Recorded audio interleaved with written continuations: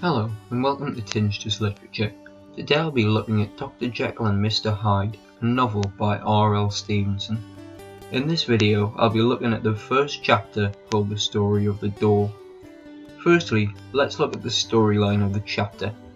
The chapter begins with Mr. Utterson and Enfield walking in the night until they see a sinister building, which so happens to be attached to Dr. Jekyll's house, who is also a friend of Mr. Utterson, which leads to Enfield telling the tale of Mr. Hyde, the occupant of the derelict house, trampling a young girl in the street and having no remorse about his evil actions, which leads to Utterson becoming obsessed with Mr. Hyde and his desperation to meet him.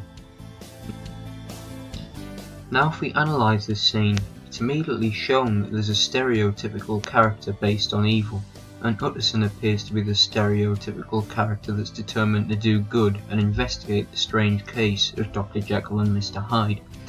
Now if we go even further into this scene, there are some key quotes that can be picked out that create the initial appearance of the characters to the reader and set up the entire theme of the novel.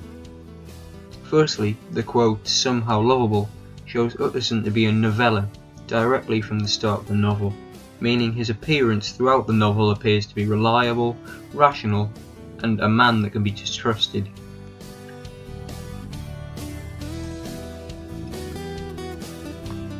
A second quote is, "The man trampled calmly over the child's body and left her screaming on the ground," which shows direct juxtaposition between the verb trampled and the adverb calmly, which then shows the cruel nature of Mr. Hyde and how sinister he must be to be able to carry out such an act whilst being completely merciless and emotionless.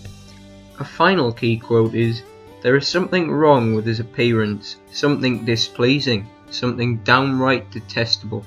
I never saw a man I so disliked, and yet I scarce know why," which introduces a key theme for the novel, that Mr. Hyde has an unpleasant aura and causes the subconscious awareness that Hyde is unnaturally evil. Although these are the only quotes I've picked out, there are many more that could be just as useful to look over, so feel free to go back through the video and write down any of the quotes and annotations I've gone over. Well, that's it for this video. Don't forget to subscribe and I'll be going over chapter 2 in the next one.